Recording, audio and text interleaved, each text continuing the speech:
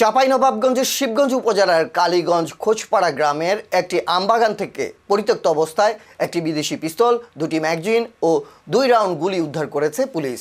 শুক্রবার 6 ফেব্রুয়ারি দিবাগত রাত 1টার দিকে উপজেলার বিনোদপুর ইউনিয়নের 3 নম্বর ওয়ার্ডের কালীগঞ্জ খোঁজপাড়া গ্রামের আলকেশের মালিকানাধীন আমবাগানে হলুদ ও নীল রঙের শপিং ব্যাগের ভেতর কাগজে মোড়ানো অবস্থায় এসব অস্ত্র পাওয়া যায়। পরে পুলিশ ঘটনাস্থলে গিয়ে অস্ত্রগুলো উদ্ধার করে।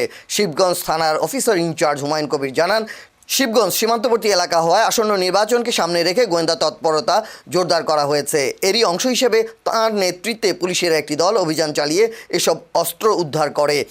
এ ঘটনায় আইনানুগ ব্যবস্থা প্রক্রিয়াধীন রয়েছে।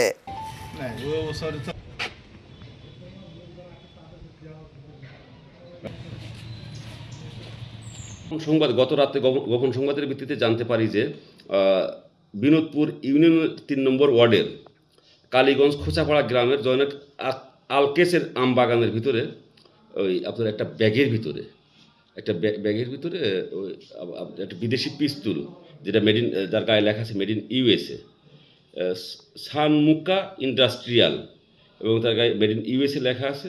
এই পিস্তল সহ 2 রাউন্ড গুলি এবং 2টি ম্যাগাজিন উদ্ধার করি। সেখানে আমার সাথে আবার পুলিশ পরিদর্শক তদন্ত S M Shakil Hasan, SI Jahangir Alam, SI Liton Sarkar এবং এসআই মেহেদি সহ আমার টিমের অন্যান্য সদস্যরাও ছিলেন। তা নির্বাচন কেন্দ্রিক আমাদের যে চলমান অভিযান সেটা অব্যাহত আছে।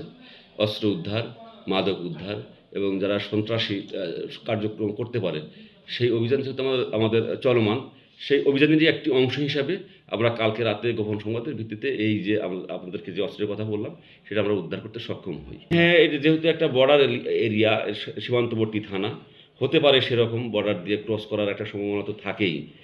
তো সে কারণেই আমাদের বাড়তি নজরদারিও আছে এই বিষয়ে। তারই অংশ হিসাবেই আমরা, যেহেতু আমাদের এই বিষয়ে বাড়তি নজরদারি আছে এবং আমরা আমাদের যে অস্ত্র উদ্ধারের যে চলমান অভিযান সেটা অব্যাহত আছে, সে কারণেই তারই অংশ হিসাবেই আমরা আসলে অভিযান করে কালকে গোপন সংবাদের ভিত্তিতে এই অস্ত্র উদ্ধার করতে সক্ষম হই।